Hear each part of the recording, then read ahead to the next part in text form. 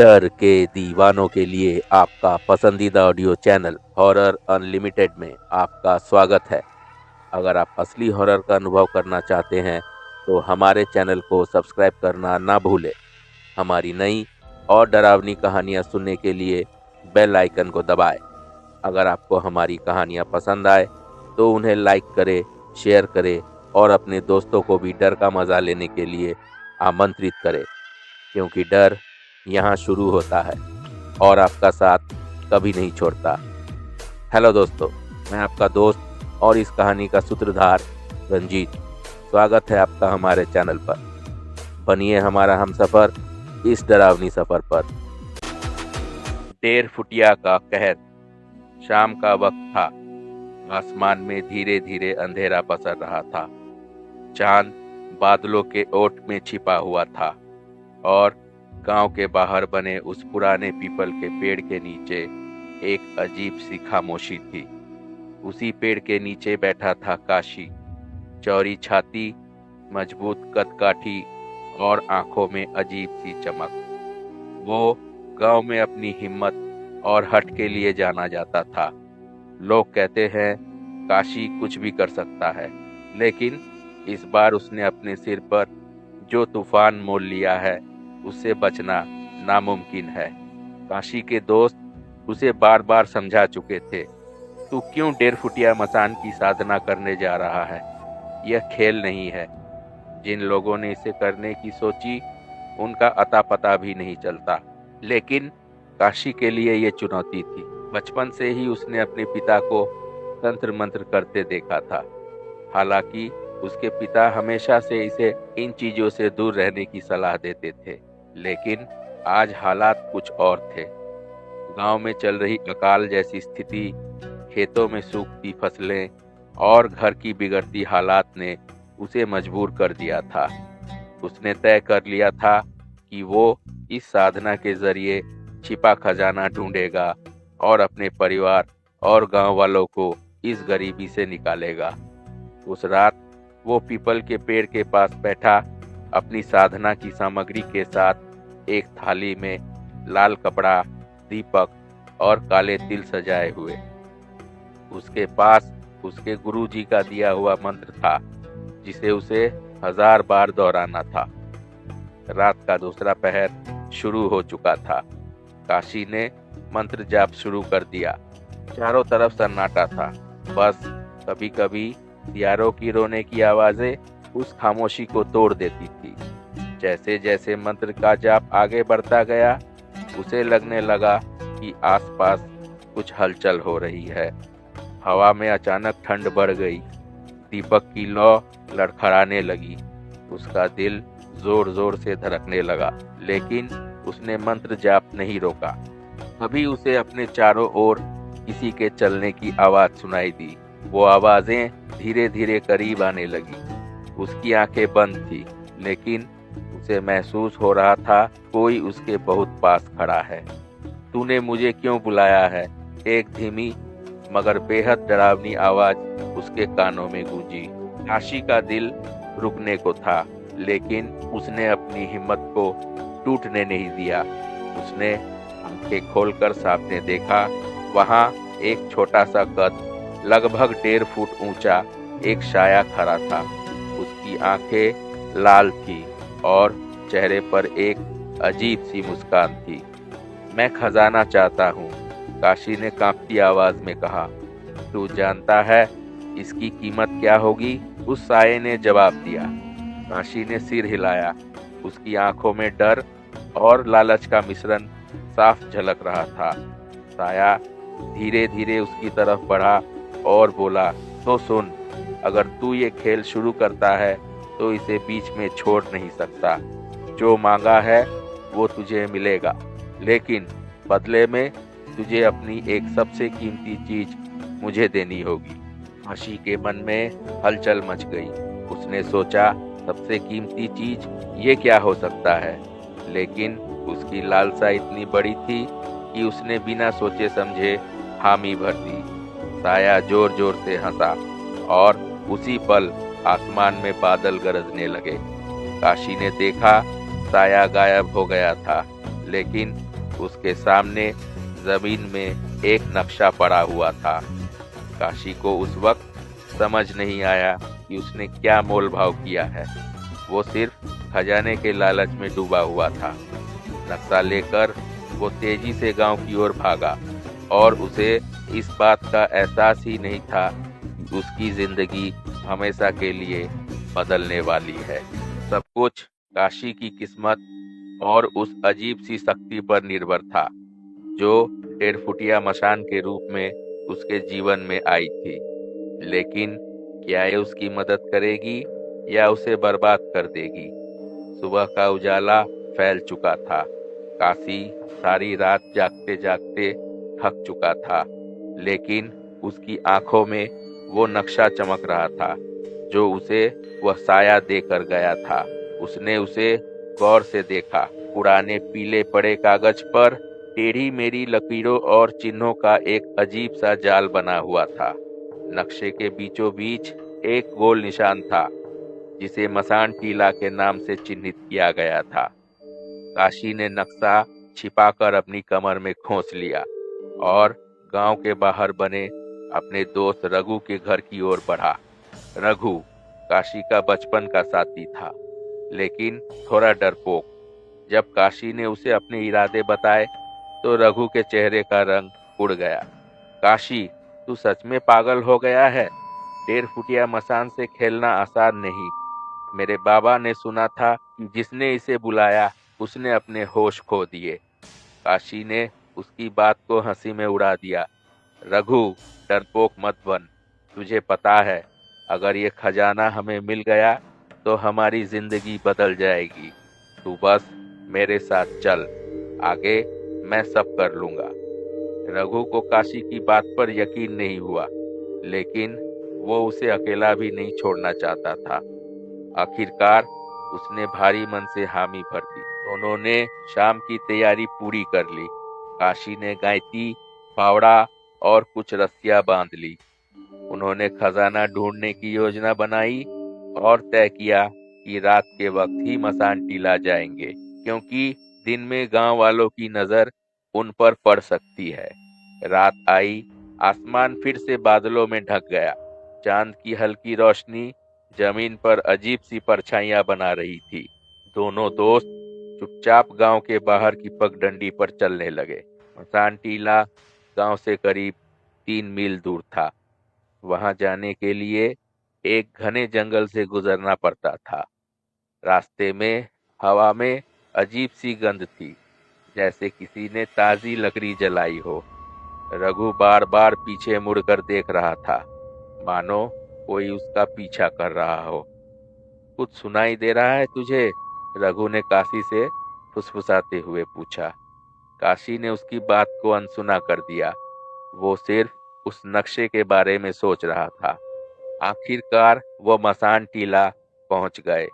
टीले की चोटी पर एक पुरानी झोपड़ी थी, जो किसी जमाने में शायद तांत्रिकों का अड्डा ही रही होगी। चारों ओर टूटी फूटी मूर्तियां और राख के ढेर पड़े थे। काशी ने नक्शा निकाला और रघु को दिखाया। ये देख, यही जगह है। अब हमें यहाँ खुदाई करनी होगी। दोनों ने फावड़े और गैंती से खुदाई शुरू की। जैसे जैसे मिट्टी हटती गई, उन्हें नीचे से पत्थर का एक बड़ा ढांचा नजर आने लगा। अचानक हवा तेज चलने लगी। झोपड़ी के ऊपर लटकते हुए घंटियों ने जोर से बजना शुरू कर दिया। रघु ने डरते हुए कहा, काशी, ये ठीक जगह नहीं लग रहा। हमें यहाँ से चले जाना चाहिए। काशी ने उसे डांटते हुए कहा, डर मत, ये सब तुझे खजाने से दूर करने के लिए हो रहा है। अगर तू हिम्मत हार गया तो सब खत्म हो जाएगा। लेकिन रघु का डर बढ़ता जा रहा था। उसके हाथ कांपने लगे थे। तभी मिट्टी के नीचे उन्हें एक लोहे का संदूक दिखाई दिया। काशी की आंखें चमक उठी। देखा, मैंने कहा था ना, खजाना यहाँ है, काशी ने उत्साह से कहा। रघु ने संदूक को खींचने में मदद की, लेकिन जैसे ही उन्होंने उसे खोला, एक अजीब सी तेज चीख पूरे जंगल में गूंज उठी। दोनों डरकर संदूक से पीछे हट गए। संदूक के अंदर सोने चांदी के सिक्के थे, लेकिन उनके ऊपर खून की धारियां बह रही थी। उसी पल हवा में बच्चों की हंसी गूंजने लगी। दोनों के पैरों तले जमीन खिसक गई। ये क्या हो रहा है? रघु ने कांपते हुए बोला। काशी ने संदूक को छूने की कोशिश की, लेकिन जैसे ही उसने सिक्के उठाए, एक काले धुएं का गुबार संदूक से निकलकर आसमान में फैल गया। मैंने तुझे कहा था, इस खेल को शुरू करने के बाद रुकना मत। वही डरावनी आवाज फिर से गूंजी। दोनों ने देखा, वो 1.5 फुटिया मसान सामने खड़ा था। उसकी लाल आंखें और तेज मुस्कान अब और भी खतरनाक लग रही थी। खजाना तेरा है, मसान ने कहा, लेकिन अब मेरी बारी है। क्या काशी ने अनजाने में कोई बड़ी गलती कर दी थी? रघु और काशी के लिए आगे की रात और भी भयानक होने वाली थी। मशान की आवाज के साथ ही जंगल में सब कुछ ठहर गया। हवा की सरसराहट बंद हो गई, घाटियां खामोश हो गई और बच्चों की हंसी भी गूंजते गूंजते रुक गई। ऐसा लग रहा था मानो समय रुक गया हो। काशी और रघु स्तब्ध खड़े थे। तेरी बारी का क्या मतलब है? काशी ने हिम्मत जुटाकर पूछा। उसकी आवाज में कपकपी थी, लेकिन आंखों में अब भी वही लालच था। मसान ने अपनी तेज सूखी हंसी के साथ जवाब दिया, मतलब यह कि मैंने तुझे पहले ही कहा था, इस खजाने की कीमत चुकानी होगी। अब मुझे तेरी सबसे कीमती चीज चाहिए। काशी को अब धीरे धीरे समझ में आ रहा था कि उसने लालच में आकर क्या बड़ी गलती कर दी है। उसने कांपते हुए पूछा, सबसे कीमती चीज क्या चाहिए तुझे? मसान ने धीरे से कहा, तेरी आत्मा। ये सुनते ही रघु के पैरों तले जमीन खिसक गई। उसने काशी का हाथ पकड़ा और बोला, चल अभी यहाँ से भागते हैं। ये खजाना वजाना छोड़ दे, ये सब झूठा है। लेकिन काशी जड़वत खड़ा रहा। उसके मन में अभी भी एक आशंका चल रही थी। उसने मसान से कहा, मैंने ये खजाना मेहनत से पाया है, इसे छोड़ने का सवाल ही नहीं उठता।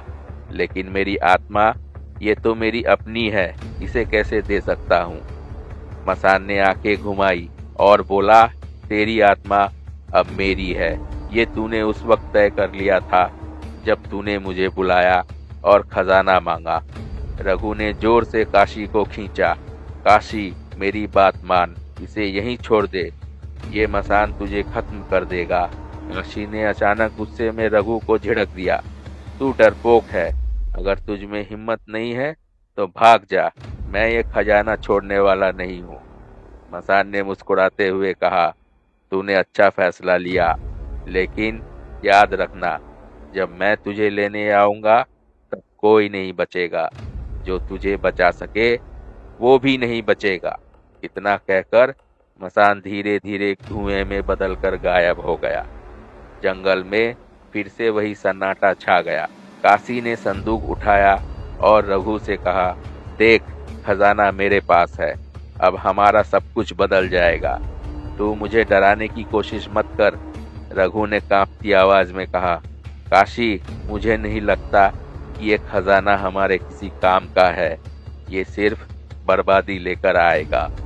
लेकिन काशी ने उसकी एक न सुनी। दोनों ने मिलकर संदूक को उठाया और रात के अंधेरे में गांव की ओर बढ़ गए। गांव पहुंचते पहुंचते सुबह हो गई। काशी ने खजाने को अपने घर के तहखाने में छिपा दिया और रघु से कहा, अब तू चुप रह, किसी को कुछ मत बता, ये खजाना सिर्फ हमारा है। लेकिन रघु की बेचैनी बढ़ती जा रही थी। उसे मसान की लाल आंखें और उसकी डरावनी मुस्कान बार बार याद आ रही थी। अगले कुछ दिनों में काशी ने उस खजाने का इस्तेमाल करना शुरू कर दिया। उसने गांव में बड़े बड़े काम कराए, अपनी जमीनें खरीदी और कुछ ही दिनों में गांव का सबसे अमीर आदमी बन गया। लेकिन उसके साथ अजीब चीजें भी होने लगी। रात में उसे अजीब आवाजें सुनाई देती, जैसे कोई उसके घर के बाहर चल रहा हो। कभी कभी उसे लगता कि कोई उसके पीछे खड़ा है, लेकिन मुड़कर देखने पर कुछ नहीं होता। एक रात जब काशी सो रहा था, उसने सपना देखा। सपने में वही मसान उसके पास खड़ा था। उसकी लाल आंखें चमक रही थी और उसने कहा, अब वक्त आ गया है काशी, मैं तुझे लेने आया हूँ। काशी हड़बड़ाकर उठ बैठा। उसकी सांसें तेज चल रही थी और माथे से पसीना टपक रहा था। उसे समझ नहीं आ रहा था कि ये सपना था या सच। अगले दिन उसने रघु को बुलाया और अपनी हालत बताई। रघु, मुझे लग रहा है कि मैंने बड़ी गलती कर दी है। मुझे यह खजाना छोड़ देना चाहिए। रघु ने गुस्से से कहा, काशी, मैंने तुझे पहले ही रोका था। अब तुझे मेरी बात समझ में आ रही है, लेकिन अब बहुत देर हो चुकी है। मसान तेरी आत्मा लेने जरूर आएगा। काशी अब डरा हुआ था। उसने गुरुजी से मदद मांगने का फैसला किया। गुरुजी ने काशी को सुनते ही कहा, तूने बहुत बड़ी गलती की है। मसान से किया गया सौदा तोड़ना आसान नहीं है। अब सिर्फ एक ही उपाय है। गुरुजी ने काशी को एक विशेष यज्ञ करने का सुझाव दिया, जिससे वो मसान से छुटकारा पा सके। लेकिन यह यज्ञ की शर्तें बेहद कठिन थी। अब काशी को तय करना था, क्या वो यज्ञ करेगा और मसान के कहर से बचने की कोशिश करेगा या अपनी किस्मत को स्वीकार करेगा। जंगल की ठंडी हवा में डर का साया मंडरा रहा था। काशी, रघु और गुरुजी यज्ञ के लिए तैयार थे, लेकिन किसी को अंदाजा नहीं था कि असली मुठभेड़ कितनी कठिन और भयानक होगी। अमावस्या की रात थी। चारों ओर घना अंधेरा था।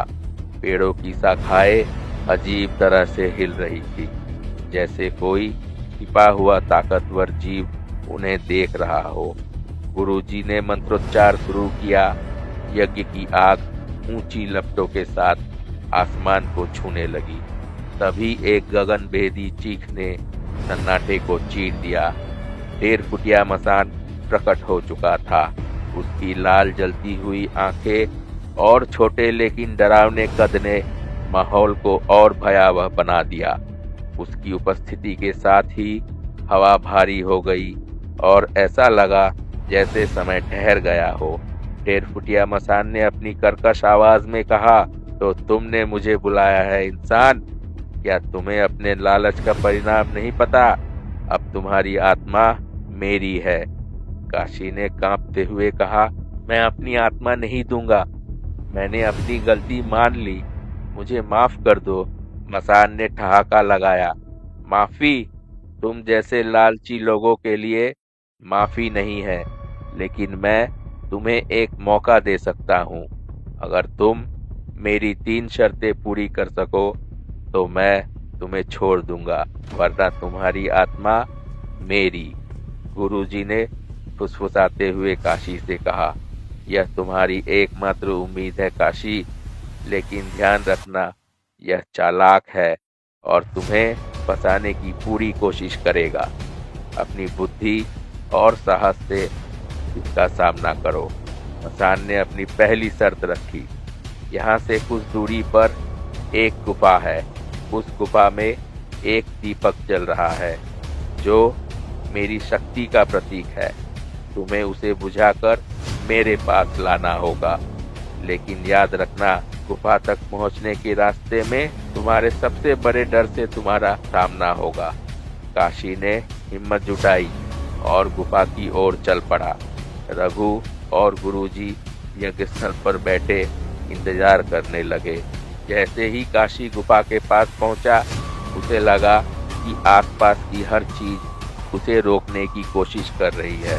पेड़ों की शाखाएं जैसे उसके रास्ते को रोकने के लिए झूल रही थी। उसे अचानक अपनी माँ की चीखें सुनाई देने लगी, जो कह रही थी, काशी वापस लौट आ, यह खजाना तुम्हारा विनाश है।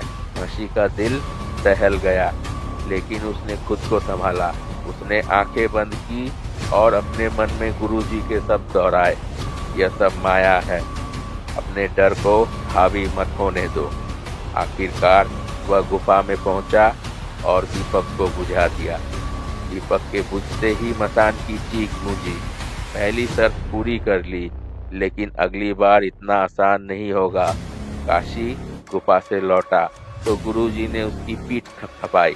मसान ने तुरंत दूसरी शर्त बताई, तुम्हें इस जंगल में छिपे मेरे खजाने को ढूंढना होगा, लेकिन इसे छूने की कोशिश मत करना, वरना तुम्हारी आत्मा उसी क्षण मेरी हो जाएगी। इस बार रघु ने काशी का साथ देने की ठानी। दोनों ने खजाने की खोज शुरू की। जंगल में अजीबोगरीब आवाजें सुनाई देने लगी, कभी बच्चों की हंसी, कभी रोने की आवाजें, और कभी कभी ऐसा लगता जैसे कोई उनके पीछे चल रहा हो। काफी खोजबीन के बाद उन्होंने खजाना ढूंढ लिया। वह एक पुराने पेड़ के नीचे दबा हुआ था। काशी ने गुरुजी के निर्देश याद किए और खजाने को छुए बिना मसान के पास लौट आया। मसान की आंखों में अब गुस्सा साफ झलक रहा था। उसने अपनी तीसरी और सबसे कठिन शर्त बताई, तुम्हें मुझे उस मंत्र से बांधना होगा जिसे सिर्फ एक सच्चा और साहसी इंसान ही पूरा कर सकता है। लेकिन ध्यान रहे, तुम्हें रोकने के लिए मैं अपनी हर चाल चलूंगा। गुरुजी ने काशी को मंत्र दिया और उसे बताया कि यह मंत्र तब तक काम नहीं करेगा जब तक काशी पूरी निष्ठा और विश्वास के साथ इसे ना पढ़े। काशी ने मसान के सामने बैठकर मंत्र पढ़ना शुरू किया। मसान ने उसे डराने की हर मुमकिन कोशिश की। उसने काशी के चारों ओर आग की लपटें पैदा कर दी। काशी को अपनी माँ की करुण पुकारें सुनाई देने लगी।